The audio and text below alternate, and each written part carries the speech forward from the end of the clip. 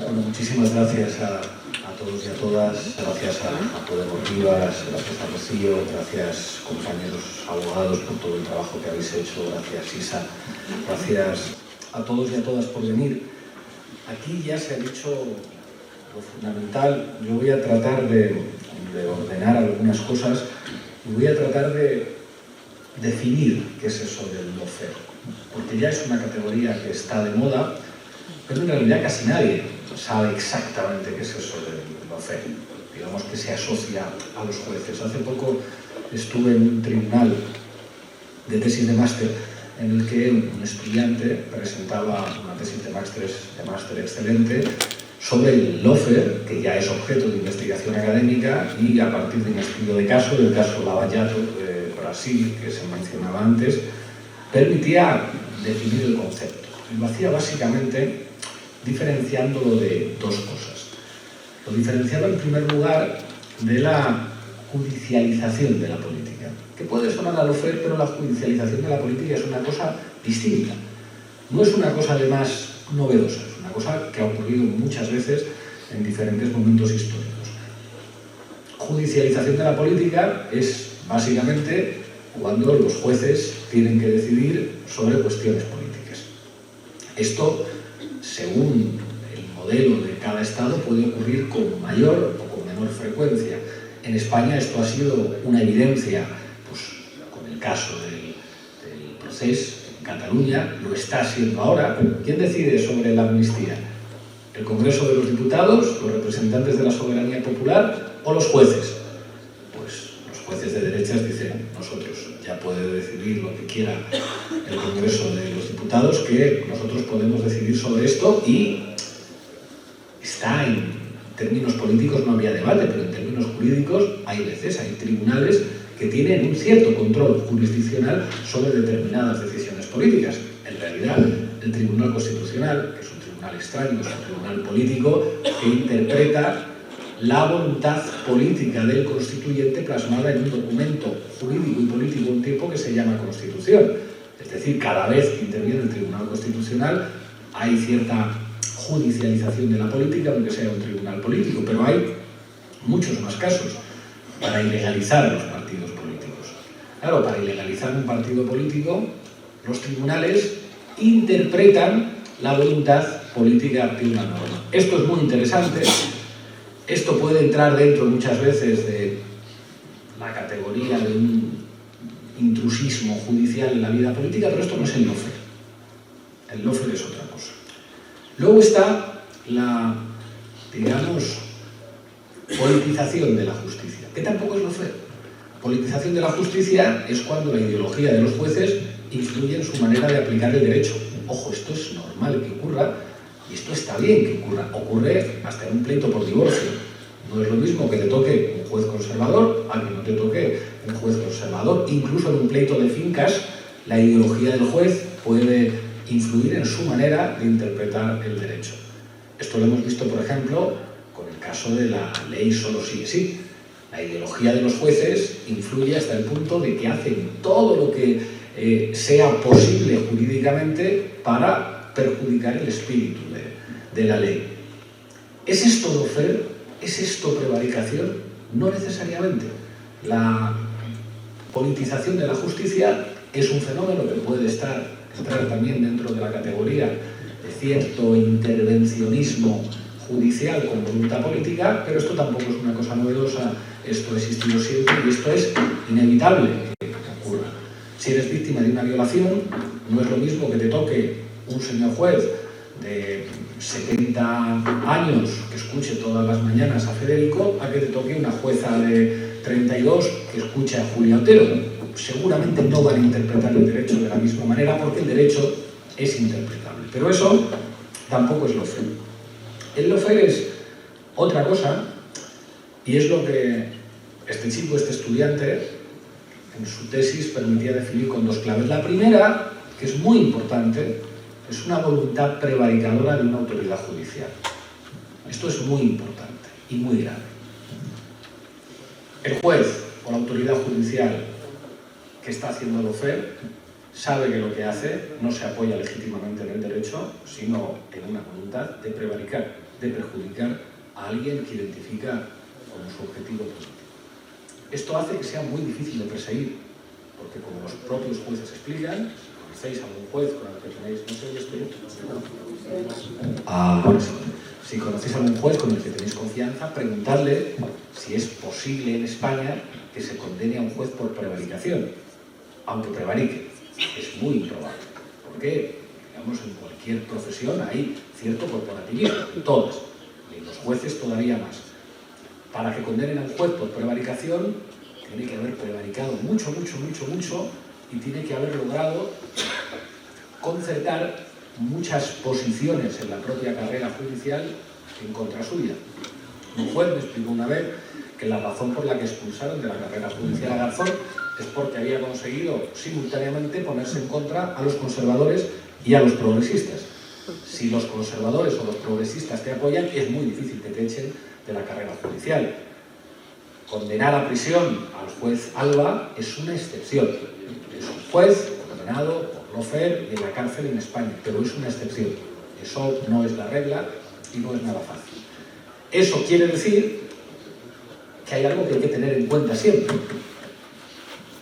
Si alguien es difícil de perseguir cuando comete un delito, es un juez. Y yo sé que a sus señorías les costaría mucho escuchar esto, pero saben que es verdad. Si eres juez, tienes mucho más fácil cometer un delito y disfrutar de la impunidad que si tienes cualquier otra profesión. Cualquier otra profesión. Esto es así. Es así.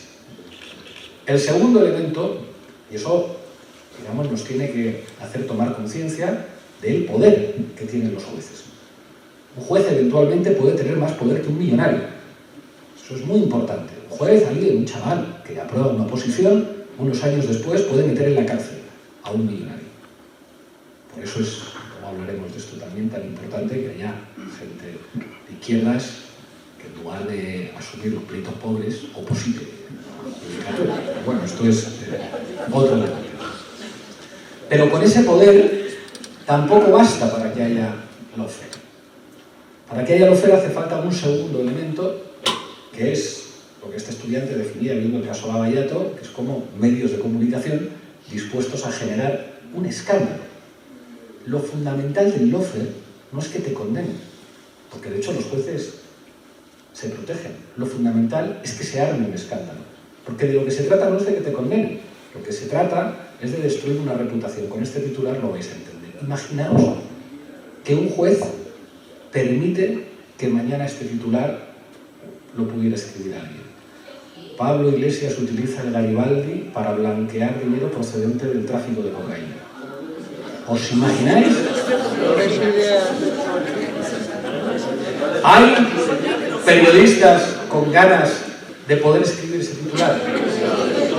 ¿Hay tertulianos, hay directores de tertulias por la mañana que les encantaría estar 3 horas hablando de eso? Hace falta que un juez diga, uy, me ha llegado una denuncia, lo voy a investigar. Luego puede quedar en nada, pero si consiguen que eso vaya a un titular, y yo siguiera en política, no hay otro tema. No hay otro tema en las entrevistas y vendrían los periodistas. Yo le tengo que preguntar, hay una investigación, me ha escrito un artículo no sé quién, ha escrito un artículo en Miami, yo le tengo que preguntar, tengo que hacer mi trabajo. Mi trabajo es, pues, preguntar a todas las partes.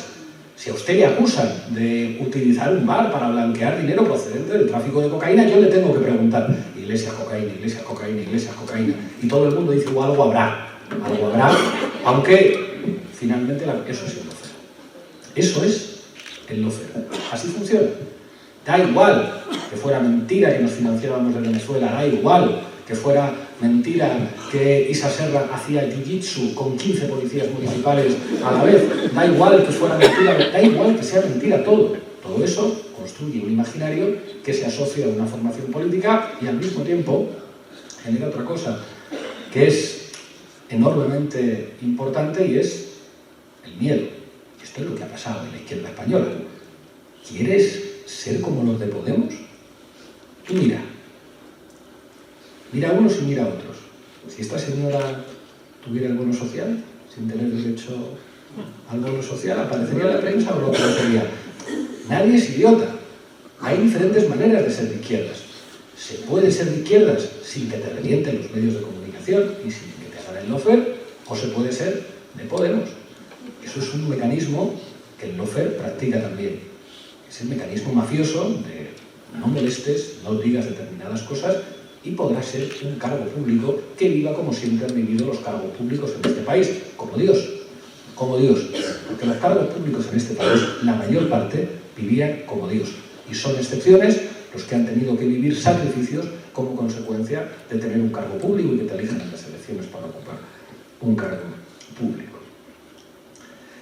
Consecuencias de todo esto, que es lo importante, sobre lo que deberíamos hacer, sobre lo que toca, sobre la manera de enfrentar todo esto. La primera, los actores judiciales los actores mediáticos son actores políticos con mucho más poder que los actores políticos tradicionales.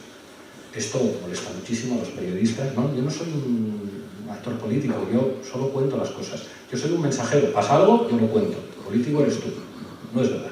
Los actores mediáticos son los actores políticos más importantes, con más poder, más relevantes de nuestra época. Y aquí no funciona el pluralismo.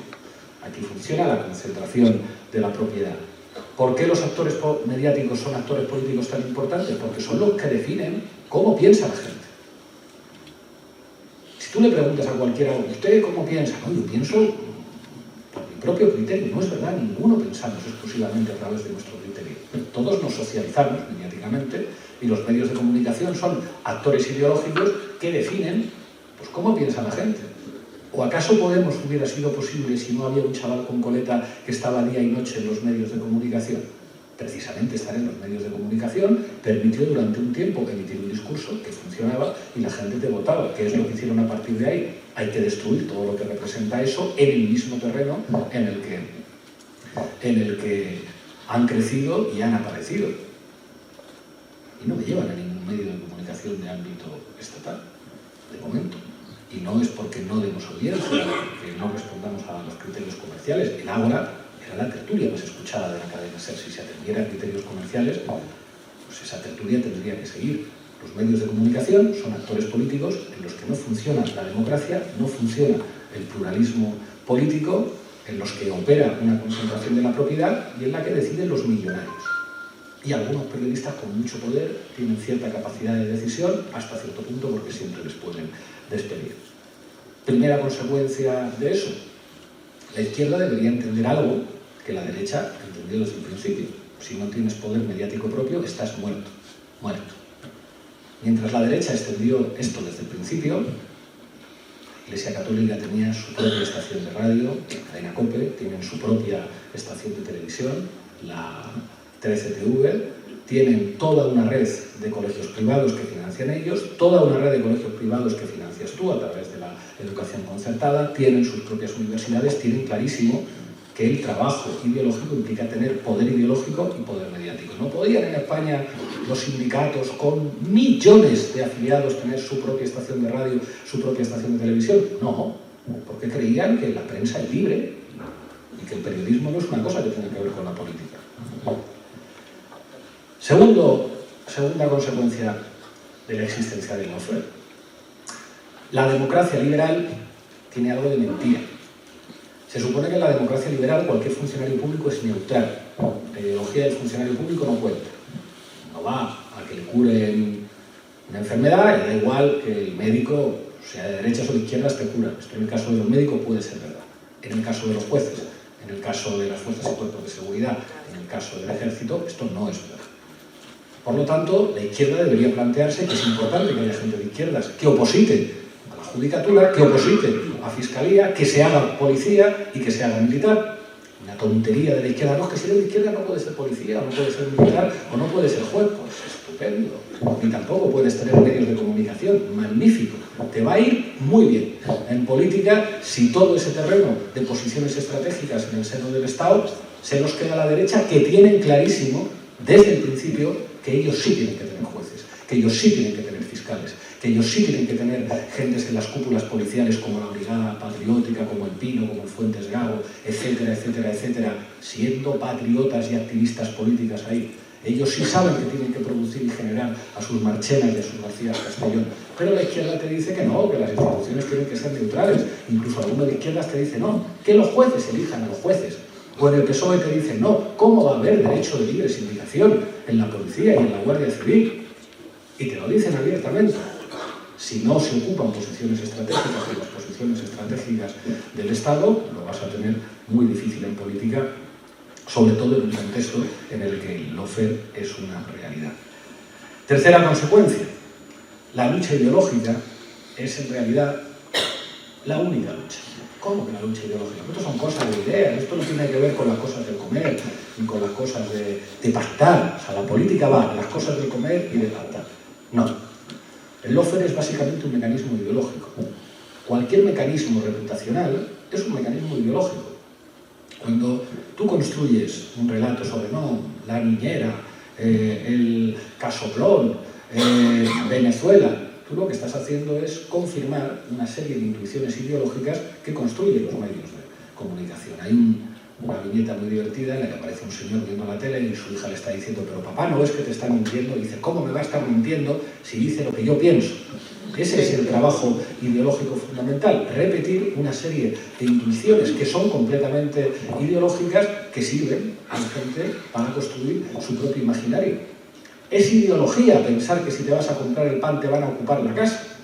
Es ideología pensar que una empresa de seguridad que se anuncia en la radio que estás escuchando te va a librar de que te echen de tu casa te va a echar el banco, cuando no puedas pagar la hipoteca o cuando no puedas pagar el alquiler. Pero es ideología explicar esto seguro.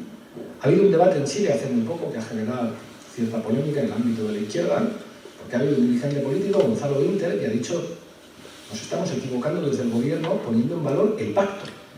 Somos de izquierdas porque logramos pactos con mucha gente. Como si los pactos son consecuencia de hacer política. Pero hacer política es básicamente avanzar posiciones ideológicas. Entonces le respondían los miembros socialistas de la coalición, ¿cómo no? Las ideas, la ideología, eso es lo de menos, lo fundamental es las cosas que se hacen. Y contestaba Winter, desde el momento en que la derecha ha convencido a buena parte de la población de este país de que los impuestos son malos, ya da igual lo que nosotros podamos hacer. Si la gente piensa que los impuestos son malos, hemos perdido. El trabajo ideológico es lo fundamental de la acción política y la forma de protegerte contra el lawfare es precisamente darle la vuelta a ese tipo de intuiciones ideológicas que el lawfare confirma. A partir de ahí, cabría decir que tenemos razones para el pesimismo. Yo aquí quiero ser más bien optimista. Es verdad que la situación es terrible. A nivel internacional, crecimiento de la extrema derecha en buena parte de los países europeos. Giorgia Meloni, heredera del almirante del partido de Fini, del partido de los fascistas italianos, gobierna con el partido de la familia Berlusconi, el partido de Salvini en Italia. El Frente Nacional encabeza las encuestas en Francia, la segunda economía de la zona euro. La ultraderecha también crece en Alemania. Milei gobierna y hace ideología, porque sobre todo Milei es un fabricante de ideología en Argentina. Trump parece que puede volver a ganar y las instituciones liberales se van literalmente al carajo. En un contexto en el que se normaliza que podemos estar en unos meses en guerra con Rusia, lo digo yo, lo dice la ministra de Defensa y lo dice el presidente de la República Francesa, en el que se lleva a cabo un genocidio en Gaza para vergüenza de todos esos países que decían, no, hay que defender el derecho de los ucranianos a su legítima defensa, pero entienden que un genocidio es razonable, con nuestro país vendiendo armas. Y en el ámbito estatal, por una parte, parece evidente que la legislatura puede colapsar. Para empezar este año no hay presupuestos y, en términos de la izquierda, creo que alguien podría afirmar, teniendo razón, el lawfare y la violencia mediática contra Podemos ha servido para sustituir a Podemos por otra izquierda. Por otra izquierda que básicamente sus señas de identidad es decir, no somos Podemos. Porque no hay muchas más señas de identidad. Cuando uno tiene que decir, toda esta gente tan diferente, ¿qué pueden tener en común entre ellos? Pues básicamente un exterior constitutivo que es Podemos. Nosotros no hablamos mal de los medios de comunicación, nosotros no hablamos del lawfare, nosotros no hacemos ruido, nosotros no somos un aliado incómodo para el PSOE, nosotros no estamos de acuerdo con el derecho a decidir, nosotros somos básicamente una izquierda diferente a Podemos, cómoda para el Partido Socialista, que sabe seducir a los medios de comunicación para que los medios de comunicación hablen bien de ella y que no tiene ni un solo caso de lawfare. Y te puede presentar una olla y un martillo o un apoyo al Partido Verde alemán en la misma oferta, pero en realidad no les define ni el ecologismo ni la olla y el martillo. Les define no ser Podemos. No hay más identidad que esa. Eso es además lo único que explica el buen trato mediático, que sin embargo en el caso nuestro, cautivos y desarmados, abren un bar y es más noticia que el hecho de que Pablo Casado se haya montado un fondo de inversión para vender armas en un contexto de crecimiento de la tensión bélica a nivel internacional. Eso es la prensa española. Esto debería hacernos estar pesimistas. Yo creo que no hay razones para ello, porque creo que el terreno del juego está cambiando. Podemos cambiar el terreno del juego. O sea, podemos incluso que los medios de comunicación en España se tuvieran que quitar la careta, que la policía nacional que se quitara la careta, que determinados jueces se quitaran la careta. Ahora ya critica a la prensa a Óscar Puente. Ahora ya a García Castellón no es que le critiquemos nosotros, le critica abiertamente el PSOE. Podemos ha cambiado los términos de la política. La derecha no para de repetir, no, es que el gobierno de Sánchez es con las alianzas que planteaba Podemos. Eso nos lleva a un terreno que va a ser mucho más duro que el que tenemos ahora. Un terreno mucho más áspero. En ese terreno lleno de asperezas, en el que habrá también movimientos mediáticos, llegará un día en que el dueño del Grupo Prisa, que es Ordulian, de Amber Capital, lo venda. Y cuando lo venda, el principal intelectual orgánico del sistema político español del 78 estará en manos de un grupo económico de la derecha también. Y la aspereza de todo lo que llega va a hacer que cada uno va a tener encima de la mesa lo que tiene. Y yo creo que nosotros ahora, con nuestra debilidad, con nuestra modestia, tenemos una organización política de ámbito estatal, tenemos una dirección política forjada en la dureza y no en las expectativas de mejora personal, que no es poca cosa. Claro, cuando Tío Concoleta se presenta a las europeas, 5 diputados, las encuestas te ponen primero de no sé qué, hostias, Podemos era una oportunidad de empleo, de éxito personal a todos los niveles, enorme. Era guay ser de Podemos. Claro, cuando tú haces una dirección política con esos mimbres y en ese contexto, pues los resultados están ahí. Ahora es diferente. Ahora estar en la dirección de Podemos implica llevar unos cuantos años, implica una serie de sacrificios, implica algo que hace que la dirección sea mucho más fiable que la dirección de cualquier otro partido de la izquierda, lo digo con todo el respeto. Nosotros, modestamente, siendo pequeñitos, pero hemos creado un medio de comunicación que nunca ha existido en este país, apoyado en casi 20.000 personas que lo hacen viable, que crece en América Latina, que se ha convertido en una referencia. Es pequeñito, es modesto, pero nunca hubo nada igual. Y al mismo tiempo se ha generado una cultura militante y una cultura política que no existía en la izquierda española. La cultura política que se ha generado, que todavía es pequeña, pero que cada vez es más influyente, creo que hace de un espacio en el que está Podemos, pero en el que hay más cosas, el principal actor ideológico en este país. Y en los momentos previos a las asperezas políticas que van a llegar, tener eso y mantener posiciones para cuando lleguen los momentos de acumulación es un tesoro enorme. Lo que está ocurriendo ahora mismo en la calle Génova, el contexto que estamos viviendo en este país de aspereza, la derecha transforma la realidad. La derecha dice a las casas de los representantes políticos, a las sedes de los demás partidos políticos, ¿qué pensaban? ¿Que eso no se les iba a volver en contra? Ahora hay periodistas que presumen de investigar al novio de Ayuso. Ayuso, antes de tener novio, tenía un hermano. El único medio de comunicación que puso cara al hermano fue Canal Red. Decían que eso no era periodismo. Ahora presumen y dicen, uy, nos están acusando de que vamos encapuchados por hacer periodismo. La única formación política que puso la cara del hermano de Ayuso de un cartel enorme para que la viera todo el mundo fue Podemos. Ahora los ministros del PSOE insisten en hablar del novio, en hablar del hermano, en hablar de la trama. Una nueva época de asperezas políticas. Podemos transformó la realidad de este país y la derecha y la ultraderecha han transformado también la realidad de este país. Llegan tiempos enormemente difíciles, enormemente ásperos, pero van a ser ásperos para todos los actores políticos. Ha cambiado el periodismo. El tema del periodismo es ineludible. Antes los periodistas se protegían entre ellos. Antes, digamos, alguien podía sentar en su plató a Indra sin ser señalado como un corrupto. Eso ha cambiado. Lo que representa el significante Ferreras, el significante Ana Rosa, el significante Vicente Amayés, ha cambiado.